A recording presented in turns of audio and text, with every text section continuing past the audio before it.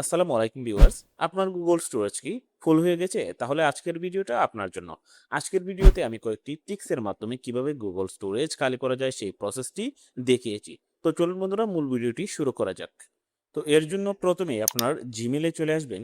জিমেইলে আসার পরে উপরে সার্চ বক্স পাবেন। এই সার্চ বক্সের মধ্যে আপনারা সার্চ করবেন আনসাবস্ক্রাইব। এটি লিখে সার্চ করে দিবেন। সার্চ করার সাথে, সাথে নিচের দিকে দেখেন আপনাকে অনেক ধরনের প্রমোশনাল জিমেইল, Facebook, YouTube অথবা বিভিন্ন ওয়েবসাইট থেকে দেওয়া হয়েছে। যেগুলো আপনার কোনো কাজেরই না। তো এগুলো আপনি ডিলিট করে দিবেন। যেকোনো একটিতে এভাবে চাপ দিয়ে ধরবেন। তারপর এখানে সিলেক্ট অল এ ক্লিক করে এই যে ডিলিট অপশনে ক্লিক করে ডিলিট করে দিবেন।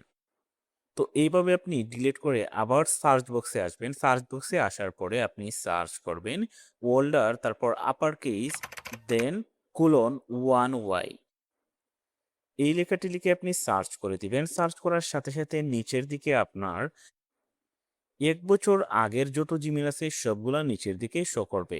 এই জিমেইলগুলা অবশ্যই আপনার কোনো কাজে আসবে না। এই জিমেইলগুলো আপনি সেম প্রসেসে ডিলিট করে দিবেন। ডিলিট করার পরে আবার আপনি সার্চ বক্সে আসবেন। সার্চ বক্সে আসার পরে আবার আপনি সার্চ করবেন অ্যাটাচমেন্ট লার্জার 10M 10M মানে আপনার যত জিমেইল আছে তার মধ্যে ১০ এমবির বড় যে ফাইলগুলো আছে সেই ফাইলগুলা এই নিচের দিকে শো করবে। যদি এই ফাইলগুলোর মধ্যে আপনার কার্যকরী কোনো জিমেইল না থাকে তাহলে দেখে, দেখে সেগুলো আপনি ডিলিট করে দিবেন। এই ৩ টি প্রসেসে আপনি আপনার গুগল স্টোরেজ ফ্রি করে নিতে পারবেন। তো এই ছিল মূলত আজকের ভিডিও। ভালো থাকবেন, সুস্থ থাকবেন। দেখা হবে পরের ভিডিওতে। আল্লাহ হাফেজ।